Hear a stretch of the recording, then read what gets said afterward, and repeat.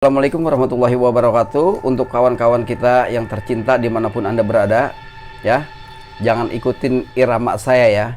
Cukup saya, ya, cukup saya yang sudah menjalankan, ya, ternyata tidak terbukti, ya. Tetap mereka minta wadal untuk kekayaan ini, ya. Saya pesan sekali lagi untuk saudara-saudara kita semua, jangan sampai seperti saya, ya, yang saya sudah jalankan, ya, ternyata semua itu tipuan belaka, ya. Assalamualaikum warahmatullahi wabarakatuh. Balik lagi di ngobrol.com dengan gue Jambe. Salam lestari. Apa kabar teman-teman semuanya? Semoga selalu sehat walafiat dimanapun kalian berada, dan semoga selalu dilimpahkan rezeki oleh Allah SWT. Oke teman-teman, seperti biasa, gue udah balik lagi nih bersama narasumber di ngobrol.com. Dan pada kesempatan kali ini, gue udah kedatangan narasumber yang sebenarnya udah lama gue kenal nih teman-teman di rumah. Tapi ternyata gue baru tahu ternyata abang yang satu ini punya cerita yang bener-bener epic banget deh. Tidak lain tidak bukan Bang Jalu. Apa kabar Bang? Alhamdulillah. Alhamdulillah. Gimana nih Bang? Sibuk apa nih akhir-akhir ini? Sekarang ini saya sibuk apa ya, rawat binatang, ibaratnya reptil. Reptil. Nah, itu seperti dijual belikan atau memang dipelihara aja? dijual belikan seperti gecko, Oke. itu ada semua. Jadi nanti misalkan nih teman-teman di rumah ada yang mau lihat nih gecko atau apanya, nanti bisa ketemu dong. Bisa langsung. Bisa jual beli langsung ya? Bisa jual beli Oke, langsung. teman-teman di rumah, ternyata Bang Jalu punya hobi reptil, teman-teman. Nah, Bang Jalu kalau boleh tahu nih, pada kesempatan kali ini sebenarnya kita udah cerita-cerita sedikit tadi ya. Ada cerita apa sih Bang sebenarnya? Sedikit aja nih. Ada kawan datang ke rumah waktu itu. Kawan datang ke rumah, "Abang jangan begini terus. Kalau memang abang mau ada peningkatan, abang mau kaya, saya antar ke lokasi sana, daerah Garut." Oke. Ya. Itu mau ada apa tuh di sana ceritanya Bang? Tujuan saya meniatnya nyari kekayaan. Oke, Nah, stop sampai situ dulu ya. Jadi gitu teman-teman. Jadi Bang Jalu punya cerita tentang gimana caranya mendapatkan kekayaan yang dimana ini di tahun berapa Bang kalau boleh tahu? 95 antar 95 ya? Ya, 95-an lah. Udah lama banget teman-teman, gue baru umur 5 tahunan tuh Bang Jalu gue. Ya, 95. Oke deh teman-teman di rumah. Jangan lupa subscribe dan komen buat ngobrol.com, dan jangan lupa share semua video dari ngobrol.com. Semoga ngobrol.com makin baik lagi ke depannya, selalu bikin konten buat kalian. Oke teman-teman, tanpa berlama-lama nih, kita langsung dengerin aja cerita dari Bang Jalu. Anak putu dan istana marang wong tuwa, aja padha sembrana, kudu jujur lan waspada. Sebab uripmu sedewa,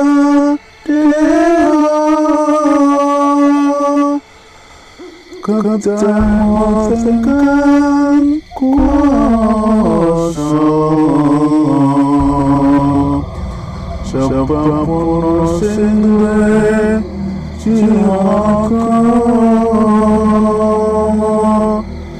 manusia iku bakal sedo.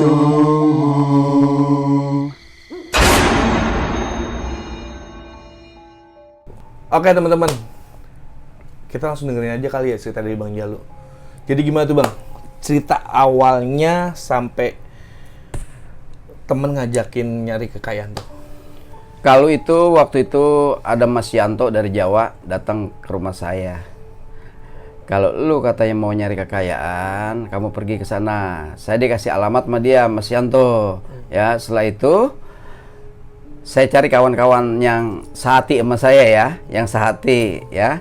Kebetulan ada si Udray, ada si Kule, ada Pak Jinul. Ya, saya ajak berangkat berempat ya. Mereka saya bilang, "Kamu duduk manis saja, semua biaya saya." Saya terus terang, saya habis 5 juta ya untuk berapa hari di sana ya. Gitu. Sebetulnya teman hanya ngunjukin tempat aja. Setelah itu ngasih alamat, lalu saya Berapa hari kemudian saya ada rezeki, kebetulan saya sewa mobil ya sama teman saya 4 orang ya. Yang satu namanya Udray, yang satu namanya Kule, yang satu Zainul. Berempat sama saya. Setelah itu berangkat saya dari jam 7 pagi pakai mobil Kijang ya, pakai mobil Kijang. Saya berangkat melalui jalan tol ya. Itu juga cobaan saya sudah berat. Kuping saya terasa panas Saat berangkat saat berangkat itu. Ada apa nih gitu. Setelah itu selamat sampai di tol itu keluar Garut ya. Pas di Garutnya itu sampai hampir 4 jaman perjalanan saya menuju ke rumah Kuncen. Oke. Nah, setelah itu saya sampurasun dulu ya, ibaratnya kayak orang Sunda ya, sampurasun gitu, Eyang. Atau iya, saya panggil di sana ibaratnya Eyang ya, Eyang. Nah, setelah itu Eyang, kok kamu tahu dari mana alamat saya, Eyang gitu. Ini ada kawan ngasih alamat. Setelah itu Eyang, ya dipersilakan kita masuk. Silakan duduk. Nah, setelah begitu Eyang tanya, kamu dari Jakarta ada perlu apa? Gini Eyang, terus terang, saya ini hidup saya sangat susah sekali. Saya ingin mencari kekayaan. Setelah itu, ya, Eyang berkata, ini yang niat hajatnya siapa antara orang 4? Saya Eyang, saya sendiri gitu, Bang Jalu. Nah, kamu udah niat nekat, berani, siap apapun resikonya. Saya bilang Eyang begitu. Ya udah. 1 jam kemudian saya ngobrol-ngobrol, lalu Eyang memutuskan saya, mengajak saya jalan. Setelah itu, setelah perjalanan saya yang saya masih ingat sekarang, itu jalanannya sangat lika-liku, namanya hutan ya. Itu perjalanan sampai 1 jam menuju daerah gunung. Nah, setelah itu Eyang, saya bingung Eyang itu kok bisa cepat begitu jalannya, sedangkan saya sudah ngos-ngosan gitu. Nyampe lah 1 jam kemudian ke gunung itu. Setelah gunung itu, Eyang kok jalan bareng gendong tangan, tapi kok cepat, sedangkan saya udah ngos-ngosan. Saya capek nih, mana saya lupa bawa air waktu itu, air minum. Sampai saya lihat ada air gunung, saya minum air gunung tuh, tetesan air saya minum. Nah, itu di situ hilang haus saya.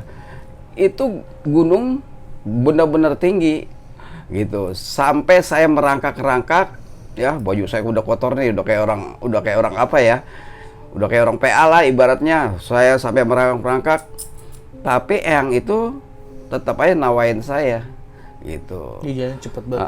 Dia cepat tetap dia.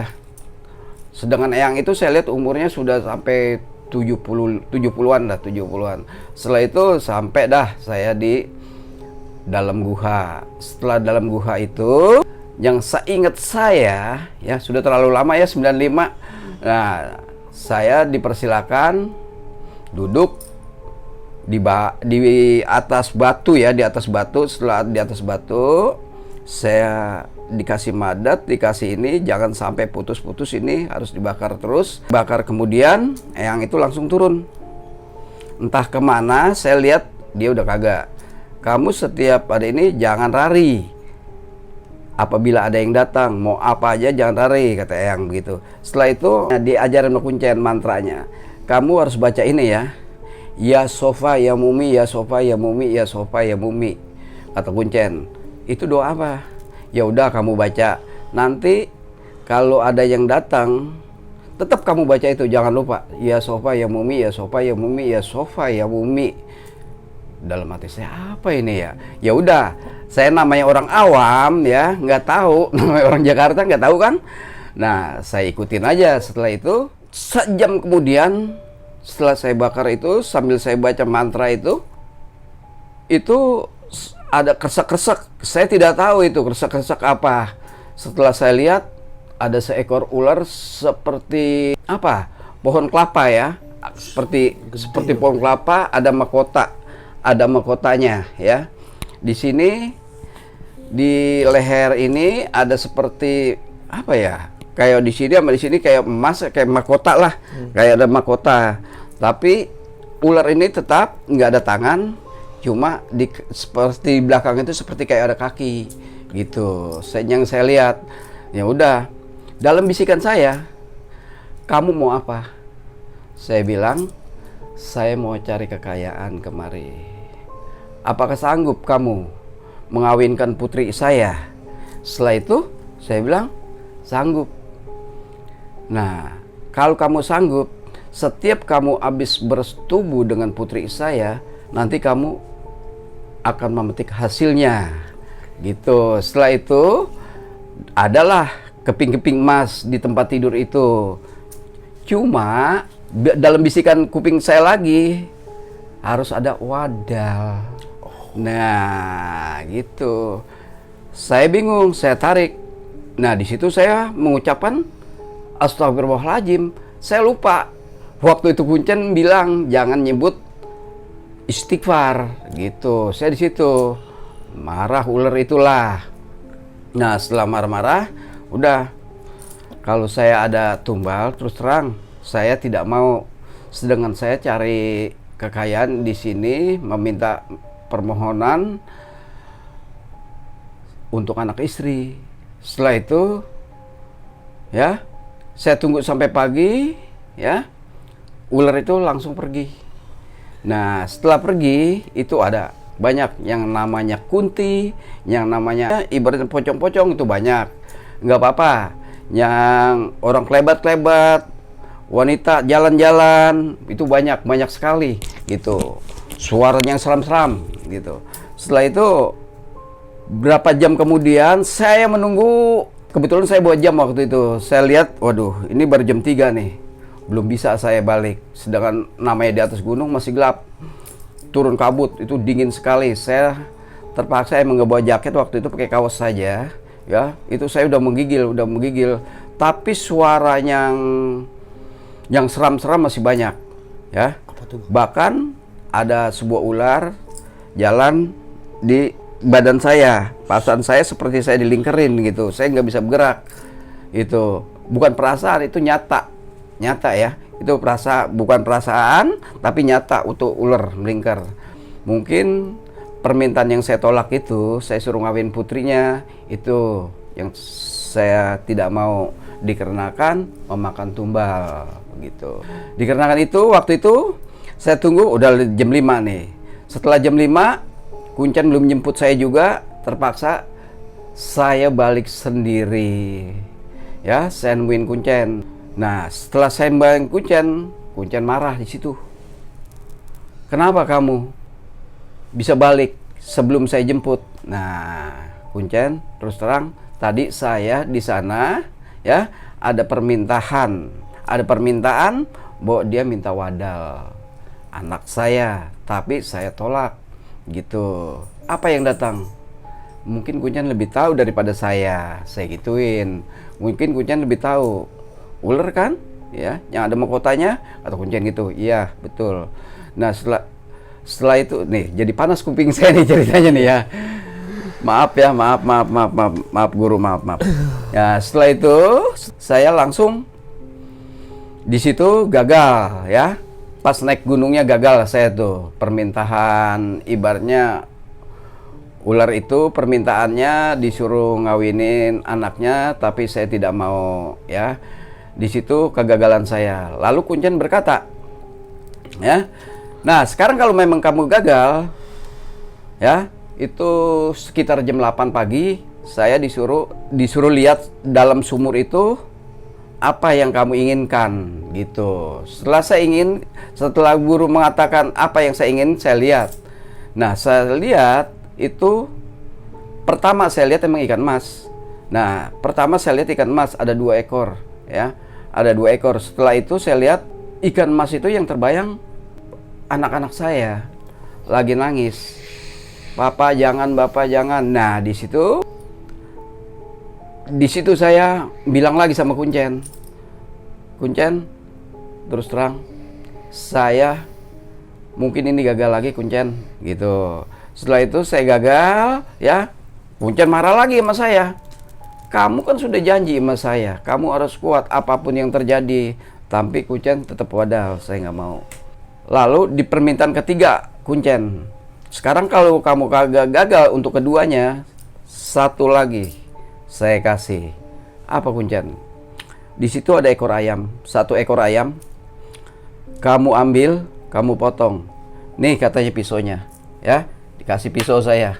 Tuh pisau saya lihat udah habis diasah tuh tajam. Setelah itu saya ambil ayam dari kandang itu. Begitu saya ngucap bismillah, namanya orang Islam ya, bismillahirrahmanirrahim, Allahu Akbar. Saya lihat wajah istri saya. Ya, lalu saya tidak jadi. Ya, saya banyak istighfar terus tuh. Setelah ini saya lihat, waduh, wajah istri saya yang terbayang. Nah, di situ saya batalin. Saya ngomong Kuncen, terus terang, ini yang saya lihat tadi pas saya memotong ayam, saya istighfar, saya menyebut Allahu Akbar, yang terbayang istri saya. Setelah itu saya dimarahin sama Kuncen. Kamu udah ketiga kali, berarti kamu sial, kata Kuncen begitu. Hati-hati aja kamu nanti pulang, gitu. Setelah itu saya tidak pulang dulu sama kawan-kawan, ya. Sama kawan-kawan saya berhenti di sebuah warung. Di sebuah warung, lalu ada ibu-ibu. Ingat saya tuh. Nah, ingat lagi ada ibu-ibu. Kamu habis dari atas ya, Dek. Alhamdulillah, Dek. Ya, kamu tidak laksanakan. Kalau kamu terlaksanakan, antara keluarga kamu pasti ada yang meninggal, gitu. Nah, oke, Nek, terima kasih. Pas saya lihat lagi, nenek itu saya nengok ke belakang lagi, sudah kagak, sudah menghilang. Tuh, entah orang tua saya yang sudah meninggal atau siapa mungkin, gitu. Nah, itu setelah itu ya saya berangkat lagi mau ke arah Jakarta. Setelah berangkat ke Jakarta, itu di perjalanan juga badan saya udah merasa gak enak, kuping saya tebal, udah seperti belakang saya berat, udah kaki saya pun menindak, rasanya mau langkah ke mobil itu agak berat sepertinya, seperti mobil itu apa ya, seperti kayak ada jinnya di dalamnya, seperti orang muatan berapa ton gitu. Nah, setelah itu ada angin kencang. Itu masih daerah gunung. Seolah-olah kita kayak mau diceburin ke dalam guha, ke dalam apa namanya itu? Jurang. Ya, ke dalam jurang. Setelah itu saya pulang, ya. Lalu saya muter Cikampek. Setelah Cikampek, nah itu mobil saya meledak bannya. Ya, setelah meledak itu masih perjalanan saya, istilahnya kan masih jauh arah Jakarta. Sendal dan mobil itu lama, kawan-kawan saya menyalahkan saya juga. Lah, tadi kan kita udah perjanjian dari rumah, gitu. Jangan saling menyalahkan kalau memang tidak berhasil. Mungkin ini belum jodoh kita, belum rezeki kita. Saya udah ngomong sama kawan-kawan begitu. Ternyata setelah habis mengambil mobil, itu ada lagi. Habis ban meledak, ada lagi. Itu mobil truk tiba-tiba motong jalan. Nah, saya hampir itu menabrak di daerah pas di Bandungnya, pas arah Bandung itu kan ada yang ke Bandung, ada yang ke apa namanya itu? Arah Cikampek. Nah, di situ saya hampir lagi tuh kena lagi. Mungkin di situ setan-setan atau jin-jinnya masih ngikutin mobil saya. Mungkin ada masih di badan saya. Saya merasa berat. Ya. Setelah itu kawan-kawan masih menuduh saya. Setelah sampai di Bekasi, saya berhenti dulu istirahat. Saya berhenti di istirahat di Bekasi, makan. Setelah saya makan di situ, lalu saya arah ke Jakarta. Setelah ke Jakarta, sampailah di sini kira-kira jam 5 sore. Ya, nyampe di Jakarta udah jam 5 sore. Setelah nyampe jam 5 sore, saya mandi, saya bersihkan badan saya. Tiba-tiba saya punya tempayan tuh ya. Kalau orang dulu tempayan ya. Iya. Ada tempayan, pecah tempayan saya. Ya, tempayan saya pecah. Buak, nyampe rumah. Itu setelah itu saya ambil wudhu, saya minta tobat. Benar-benar saya minta tobat. Saya jangan sampai terulang lagi untuk kedua kalinya. Ya, untuk kedua kalinya. Setelah itu saya sampai menangis ya. Sampai keluar air mata, minta ampun ya. Jangan sampai terjadi lagi, jangan sampai terulang lagi, ya. Itu hari-harinya juga saya masih tetap dikejar dalam mimpi saya. Kamu harus balik lagi. Itu panggilan apa ya? Ular. Masalahnya ular itu emang betul udah menjilat saya. Kalau menjilat saya berarti saya dijilat, berarti saya sudah diresmikan untuk meminang anaknya, gitu. Sebagai tanda lah ya. Sebagai tanda. Tetap saya berapa minggu tetap saya masih dibayang-bayangin itu, gitu. Masih bayang-bayangin. Apa doa yang saya baca itu, ya supaya mumi, ya supaya mumi, itu sampai hilang, tapi ucapan ini masih terus, gitu. Ya supaya mumi, ya supaya mumi. Walaupun kita zikir subhanallah, subhanallah, tapi terkeluar ini ya supaya mumi, ya supaya mumi yang ada di mulut saya. Itu yang pengalaman saya ya waktu 95 untuk cari kekayaan. Oke, Gitu. siap. Oke teman-teman, begitu cerita dari Bang Jalu tentang pengalamannya di tahun 95 yang benar-benar bikin gua nggak percaya gitu, ternyata masih ada cerita seperti ini dan ternyata imbasnya bisa sampai kayak gitu Bang ya. Iya. Betul. Oke Bang, ada yang pengen gue tanya-tanya nih Bang tentang pengalaman Bang Jalu saat di tahun 95 itu. Kalau boleh tahu Bang, sedikit kita ke belakang dikit, waktu Abang berangkat ke sana, waktu Abang niatin untuk istilah kata mencari kekayaan di sana, keluarga tahu gak sih Bang? Terus terang, keluarga saya tutup-tutupin, tidak tahu. Waktu itu ngomongnya kemana Bang? Alasan saya melihat pekerjaan. Oh, Gitu, jadi alasannya pengen nyari pekerjaan di sana gitu saya ya? tidak mau masalah itu keluarga sampai tahu, gitu. Oke, siap. Terus terang, sampai sekarang pun saya tidak pernah ceritakan sama kawan-kawan, sama keluarga pun, anak saya pun saya tidak ceritakan. Mungkin kalau saya ceritakan marah mereka, gitu. Tapi setidaknya Abang di sini udah menceritakan untuk gimana caranya Abang bertobat waktu itu kan. Insya Allah saya sampai bertobat, sampai nangis itu. Cuman kata-kata ya sofa ya mumi itu masih lengket di mulut saya, kata-kata itu. Siap. Oke Bang, kalau boleh tahu nih Bang, waktu Abang di dalam gua itu, kan Abang tadi cerita banyak suara-suara, terus banyak sosok-sosok yang Abang udah ceritain. Kalau dari suara sebenarnya suaranya kayak gimana tuh Bang? Ya seperti suara kuntilanak gimana sih? Ketawa. Suara kikik-kikik, ada suara harimau, gerung-gerung, itu banyak. Oh ada harimau juga Bang? Ada suara harimau, gerung-gerung ada, ya. Tapi itu gaib atau fisik tuh Bang? kalau menurut saya itu gaib. Ya, gaib. Masalahnya saya terus terang emang nggak boleh nggak boleh pindah dari tempat duduk itu. Sudah di pagar gaib. Oke, siap. Ya, sama dukunnya itu sudah di pagar gaib sana. Setelah itu sama kunciannya sudah di pagar gaib, kamu tidak boleh kencing, tidak boleh kemana-mana, jangan keluar dari lingkaran ini, gitu. Banyak makhluk-makhluk yang menampakkan juga ada, Itu yang saya lihat cewek telanjang. Saya tahu cewek telanjang ini siapa gitu. Saya udah tahu, wah, bener-bener telanjang bulat lewat depan saya. Mungkin itu godaan, cuma lingkaran dari sini ke depan saya itu ibaratnya 1 meter. Oke. Ya, dilingkarin dari pagar gaib. Nah, setelah itu dia pun nggak berani menyentuh pelanggaran dari pagar gaib ini. Oke, siap. Gitu, nggak berani. Banyak gitu, banyak sekali goda-godaannya, bukan hanya harimau ini, mungkin suara seperti raung-raungan yang lain-lainnya banyak. Oke. Nah, Bang Jalu, kalau misalkan emang Bang Jalu waktu itu dikasih pagar gaib, kira-kira nih ada hal apa sih yang terjadi ketika Bang Jalu melanggar keluar dari lingkaran gaib itu? Nah, kata dia, kamu kalau melingkar dari pagar gaib saya, ada kecelakaan, kamu tanggung jawab sendiri. Oke, Gitu. jadi kuncinya udah buka omongan seperti itu ya. Udah Jadi buka ketika gitu.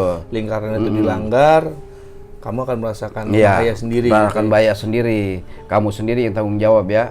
Terus terang, saya juga pengen kencing Sabtu malam itu, namanya tempat dingin kan, pengen kencing terus. Betul. Saya tahan itu. sampai perut saya kram, sakit gitu.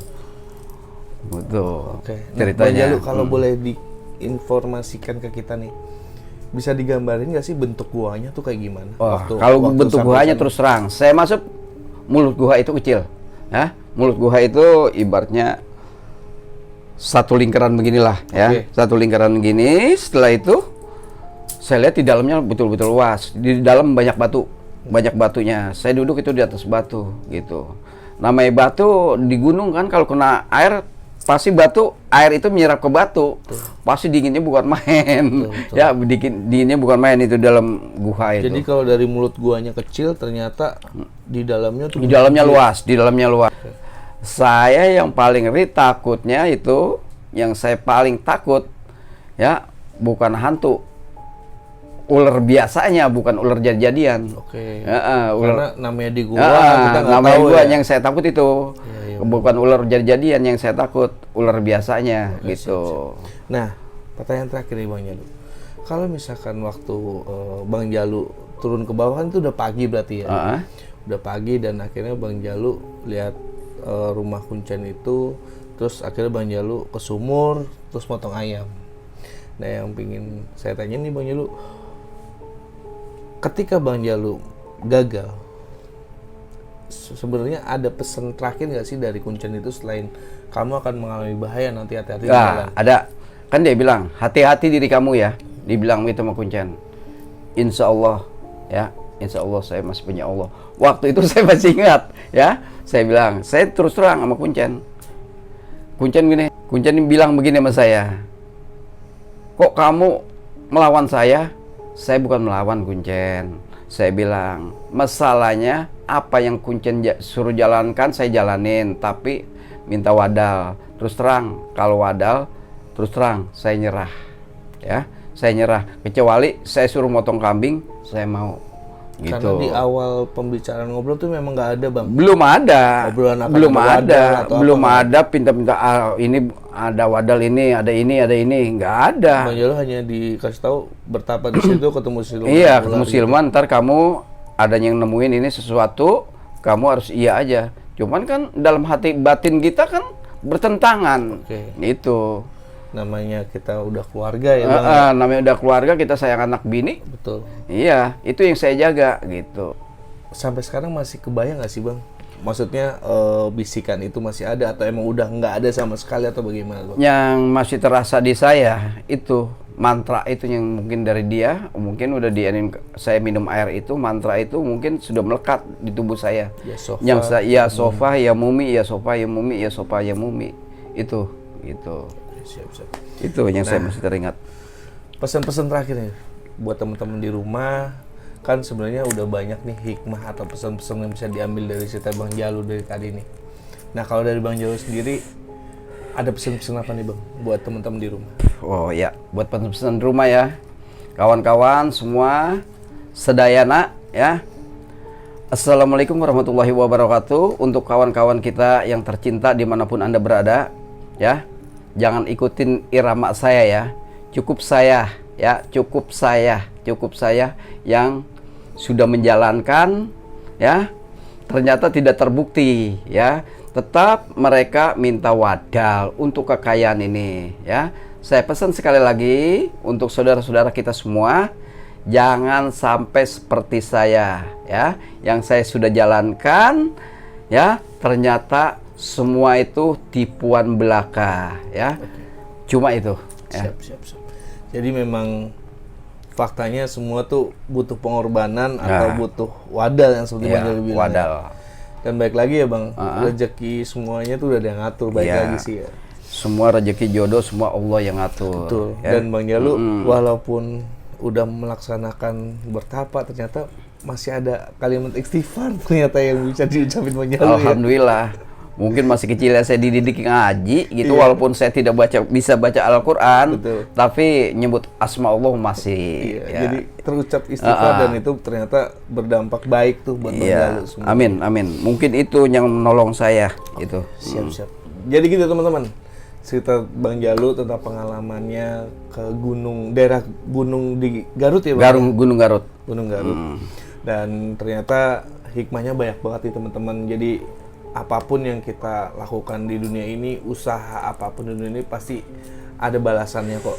Walaupun kadang kita pingin tuh yang instan-instan, tapi nggak semuanya yang instan itu baik ya Bang ya. Iya, betul. Paling gitu aja teman-teman di rumah, buat teman-teman ngobrol.com. Dan terima kasih selalu stay buat ngobrol.com, selalu subscribe, like, komen. Jangan lupa buat teman-teman di rumah, stay tune terus di ngobrol.com. Jangan lupa share sebanyak-banyaknya video di ngobrol.com ini. Terima kasih Bang Jalo sebelumnya. Sehat-sehat selalu Bang. Alhamdulillah. Ya. Oke, teman-teman, gue pamit undur. Assalamualaikum Assalamualaikum warahmatullahi Stay tune terus wabarakatuh. ngobrol.com.